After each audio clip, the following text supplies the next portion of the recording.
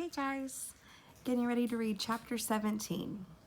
Preparations for a game. The word ladder is game, gave, give, five, fine, find. Elizabeth and Freddie studied the chapter about scavenger hunts and a guide for children and decided they would spend the morning scouting locations together around Winterhouse. Freddie could show her more of the hotel. Elizabeth, with her notebook in hand, could jot down ideas, and then separately they could spend the afternoon creating clues for the scavenger hunt. They would begin the next day. The rules they had settled on for the hunt were simple. They would hide 10 items apiece, each accompanied by a note indicating where the next item could be found. Oop, I have a visitor. You can stay, but the kids are listening to the story, so you can't be distracting. Can you do that? Yeah. Okay. They would hide 10 items apiece. He can't handle it. Oh my goodness. I'm sorry, guys. They would hide 10 items apiece, each accompanied by a note indicating where the next item could be found. The fun part would be in thinking of the cleverest clues, not so hard that they would be impossible to figure out, but not so easy that they were obvious, and in the most interesting hiding spots. The first stop they made was Freddie's workshop on the 3rd floor.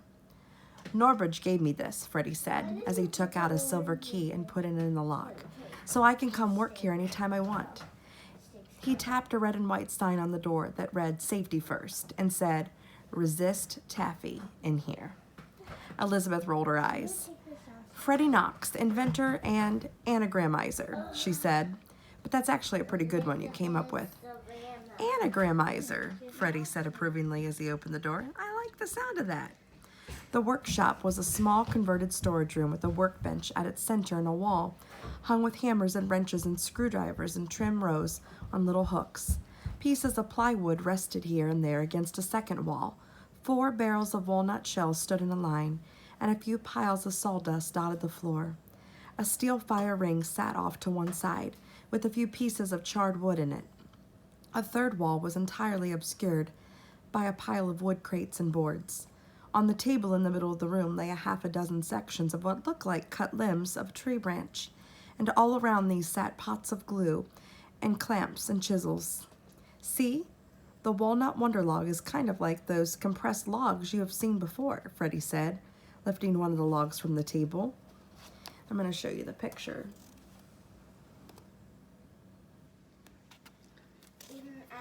Of that workshop. In the elbow, not the water, but perfect. There's a brook. Okay, that's okay. You need to take a paper towel so it doesn't get on the computer. Sorry. "Those are made with a bunch of sawdust and stuff, and they mash it all together," he said. "I'm kind of trying to do the same thing, but with walnut shells." He looked up with a huge grin. "It will be an amazing feeling when I can take all the shells from the candy kitchen and convert them into something useful." He showed Elizabeth some of the tools he used and how he mixed the glue and compacted the shells. She was impressed. At her aunt and uncle's house, she had to do a lot of chores, sweeping and mopping and dishwashing and more, and at school she sometimes got to help the librarian shelve books, but she had never been entrusted by an adult to do something really important. That Norbridge had asked Freddie to work on the wonder log indicated so much genuine responsibility. It made her feel both a little envious of Freddie, but in a good way, a sort of proud envy, and kindly toward Norbridge. "It's pretty nice of Norbridge to let you work on this," Elizabeth said. "You see what I mean about him?" Freddie said. "That's why I don't want to do anything that—" he began, but then seemed to backtrack. "The main thing is he wants to cut down on all the waste in the candy kitchen, and I'm hoping I can help him out." "Hey, I was wondering if you've heard from your parents since you've been here," Elizabeth said. Freddie had shared several things with her about himself thus far, that he was a year older than her and in the 6th grade, and that he hardly ever saw his parents because the mansion his family lived in was so huge, and that this year his parents had gone to Venice for vacation. Freddie shook his head. "They really sort of hate me." "I bet they don't," Elizabeth said. "They're always going places and having dinners with people or going on vacations. My mom's from Mexico, so they go there a lot. I just like to study on my computer and think up inventions and stuff. Sometimes I do think I'm a little boring, but it's just how I like to do things. I don't think that's boring. I love to read, but my aunt and uncle love to watch TV all the time.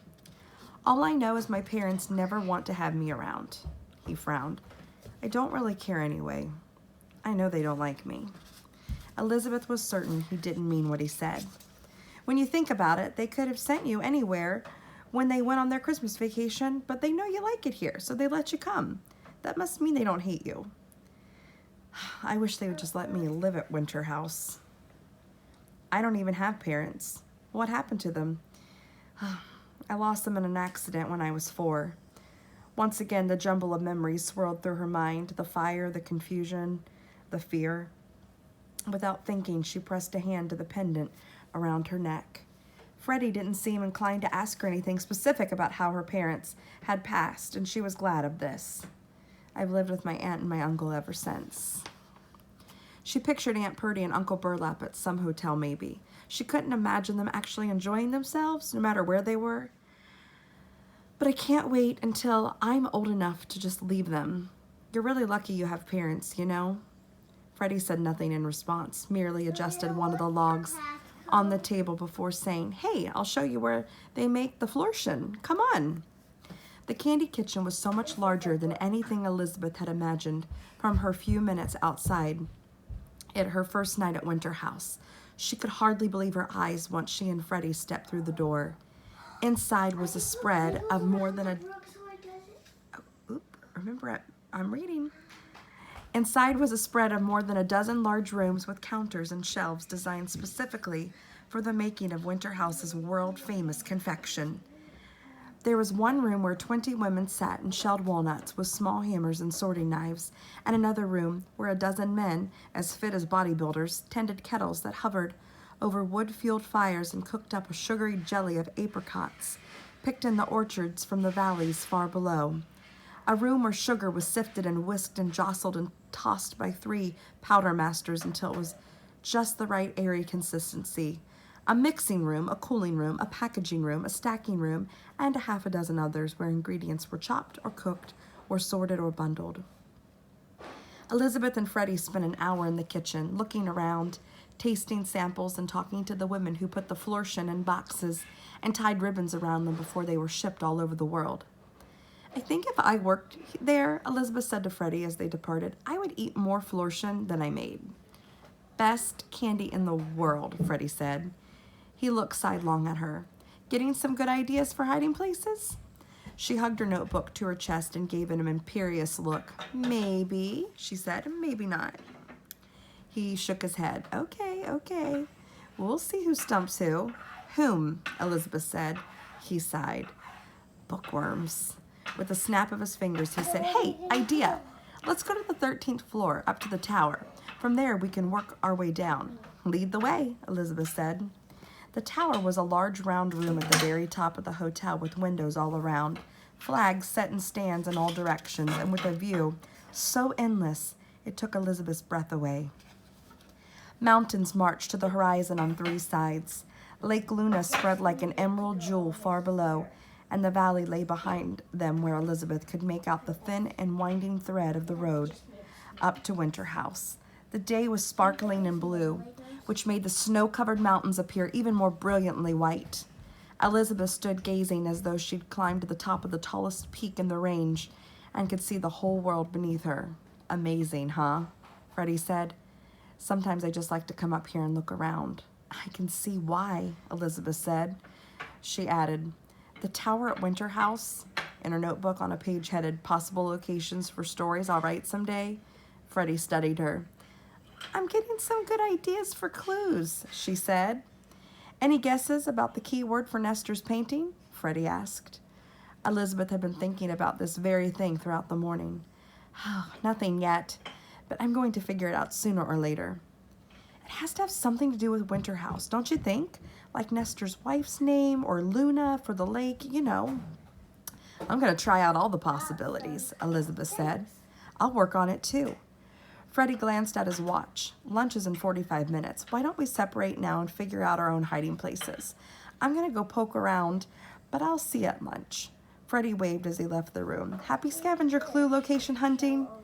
On the 13th floor, after studying the photographs and paintings on the walls, Elizabeth examined a case that had held a charcoal-colored rock the size of a baseball. The placard beside it read, "Meteorite fragment from the Tunguska event, possibly." I'm going to look that up, Elizabeth thought, before heading to the 12th floor to admire a 5-foot-high aquarium set in an alcove with broad windows. The fish inside it were silver or violet or a combination of the two, and Elizabeth stood marveling at the incongruous beauty of hundreds of graceful fish in their watery little universe while the snow-covered mountains rose behind them in the windows. This fish tank alone probably cost more than my aunt and uncle's house, Elizabeth thought, as the chimes sounded for lunch. Once she and Freddie had eaten, Elizabeth resumed her exploration of Winterhouse, picking back up at the aquarium and working her way down.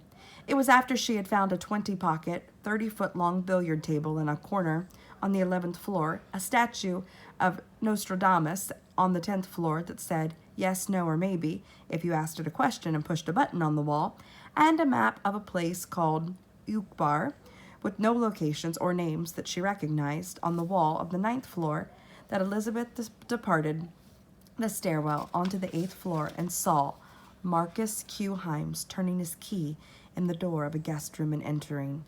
She ducked back into the little alcove by the stairs and stood watching, half expecting to see him come out again at any moment. Finally, she stepped into the corridor and walked cautiously ahead, all the while considering what she might say should Marcus Q. Himes or his wife suddenly appear.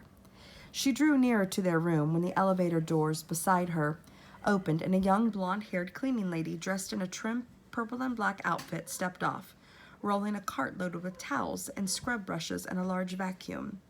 The woman nodded to Elizabeth. "Good afternoon," she said. "Good afternoon to you," Elizabeth said, though she felt awkward as though she'd been caught doing something she shouldn't have been doing. "Enjoying your stay?" the woman said. "Very much." She pointed to the door Marcus Q. Himes had entered, room 808. "I just met the couple staying in there," she said on impulse, and then hoping she sounded believable. "He's a bookseller, and I love books." The woman shifted her eyes to the door of the room. She looked anxious. "I wouldn't know," she said. She leaned forward and said confidentially, "They asked us not to come into their room." "Not at all?" Elizabeth said. "Not at all," the woman said. "Not to clean or anything. They gave orders that no one was supposed to go in there." She stood up straight again and then pushed her cart forward. "I hope you have a great day, and I'm glad you're enjoying Winterhouse." Elizabeth watched the woman depart and then examined the closed door of the Himeses' room.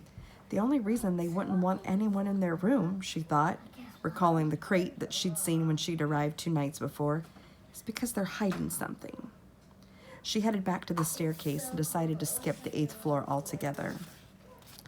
By mid-afternoon, Elizabeth had made her way down to the 4th floor and had enough notes, she was sure, to put together a good 10 clues. She found Freddie, and after telling him what the cleaning lady had told her, they decided to take a break from their scavenger hunt planning to go cross-country skiing. They checked out skis from the shed and headed off on the trail along the east side of Lake Luna until dusk set in, and then returned to watch a movie in the small Winterhouse theater before dinner. When dinner was over, they listened to the lecture held in Winter Hall once the tables were cleared. And then Elizabeth spent 45 minutes puzzling with Mr. Wellington and Mr. Rajput in the lobby, finding 5 pieces that fit. After saying goodnight to Freddie and checking in with Jackson, Elizabeth retreated to her room to work on her clues for the next day's scavenger hunt. She realized she hadn't seen Norbridge all day. Excuse me. Once she was alone in her room, Elizabeth made a new entry in her notebook, my top 10 days at Winterhouse, which meant she would need to keep track of each day very carefully, decide which of the 21 deserved a spot on the top 10 list. And then she started working on her clues. She decided she would hide a napkin-wrapped cookie in the library on a bookcase with volumes on Chinese history. If books about Shanghai have you in their grip, hunt around here for a tasty chocolate chip, was the clue she wrote. She resolved to place the program from the Shackleton lecture behind the bust of Nestor Falls on the landing of the stairs just off the lobby. A note about Ernest, his journey was cursed, is something you'll find on the mind of Winterhouse first. And she planned to put a quarter under the cushion of a chair in a corner of the tower. George Washington would love to see the clouds billow from this best of all views if he could get out from under this pillow. She was feeling very pleased with the clues she was putting together when she realized midnight was nearing, the hour roughly when she'd seen Norbridge in the library on the previous 2 nights. Elizabeth got up from her desk, pulled a chair over to the door, and stood on it to look through the peephole. For 15 minutes she watched, seeing no one pass by, and she was about to give up and go to bed when a shadow darkened the maroon carpet in the corridor. Her breathing halted. Norbridge, in his wool jacket and bow tie, with a flashlight in his hand, stopped before her door. Remaining motionless, Elizabeth pressed her eye against the button of glass as she waited to see what he was going to do. That concludes chapter 17. So next will be chapter 18, which is called A Scavenger Hunt. And the word ladder for chapter 18 is hunt, hint, mint, mind, find. So we will find out how the scavenger hunt goes in the next chapter. Thanks for listening.